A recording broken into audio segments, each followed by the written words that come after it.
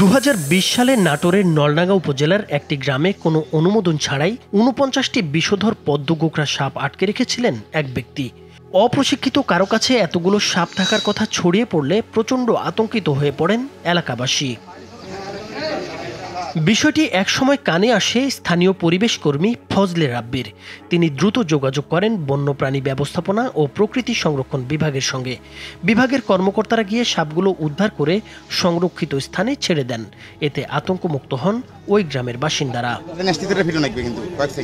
শুধু এই একটি ঘটনা নয়, গত এক দশকে তার হাত ধরে প্রাণ ফিরে পেয়েছে অসংখ্য বন্যপ্রাণী। শিকারীদের কবল থেকে তিনি উদ্ধার করেছেন 9,000-এর বেশি বিভিন্ন প্রজাতির পাখি, 82টি বিষধর সাপ, 5টি হনুমান, বেজি, মেছো বিড়াল, বন বিড়াল, শকুন, নেপালি ও দেশি ঈগল, কাছিম, এমনকি 2টি ময়ূরও উদ্ধার করেছেন তিনি। এছাড়া উদ্ধার করেছেন বন্যপ্রাণী শিকারীর 350টি ফাঁদ ও জাল। তাছাড়া পরিবেশ রক্ষায় জনসচেতনতা তৈরিতে ফজলে রাব্বি রোপণ করেছেন 30,000 গাছ, বিতরণ করেছেন 1,30,000 লিফলেট এবং মাইকিং করেছেন অন্তত 180 বার। যেখানেই রাত দিন 24 ঘন্টা যেখানে আমরা খবর পাই যেখানে পাখি বা অসুস্থ বন্যপ্রাণী আতঙ্কে পড়ছে বা অসুস্থ হয়ে পড়ছে, সেখানে আমি এবং আমার সংগঠনের যারা সদস্য আছে তারা সবাই একসাথে আমরা সেগুলোকে উদ্ধার করি। নলডাঙ্গার মাদনগর হাজিপাড়ার বাসিন্দা 32 বছর বয়সী ফজলে রাব্বি ছাত্রজীবন থেকেই পরিবেশ ও প্রাণী রক্ষায় যুক্ত। বর্তমানে তিনি বাংলাদেশ জীববৈচিত্র্য সংরক্ষণ ফেডারেশনের প্রচার সম্পাদক। 2025 সালে তার এই অসামান্য অবদানের স্বীকৃতি হিসেবে জাতীয় বন্যপ্রাণী সংরক্ষণ পুরস্কারে ভূষিত করা হয়। পুরস্কার তুলে দেন পরিবেশ মন্ত্রণালয়ের উপদেষ্টা সৈয়দা রিজওয়ানা হাসান। ফজলে রাব্বি ভবিষ্যৎ প্রজন্মকে পরিবেশ সচেতন করতে গড়ে তুলেছেন স্বেচ্ছাসেবী সংগঠন সবুজ বাংলা। গ্রামের শিশু সহ নানা বয়সের নারী পুরুষ এই সংগঠনের সদস্য।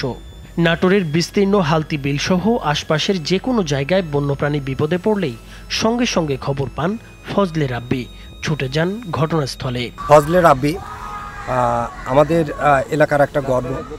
আমাদের এই ফজলে রাব্বি ছোটবেলা থেকে পাখি এবং বন্য প্রাণীর উপর খুবই সচেতন এবং বহু আগে থেকে এগুলো কাজ করে।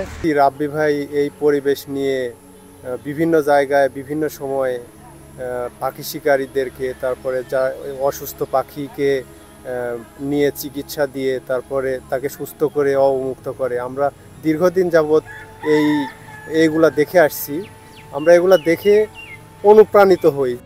ফজলে রাব্বির কাজ শুধু বন্যপ্রাণীর রক্ষাতেই সীমাবদ্ধ নয়, তিনি হয়ে উঠেছেন এক অনুপ্রেরণার নাম। তার দেখাদেখি স্থানীয় অনেক যুবক ও তরুণরা এখন পরিবেশ রক্ষায় এগিয়ে আসছেন।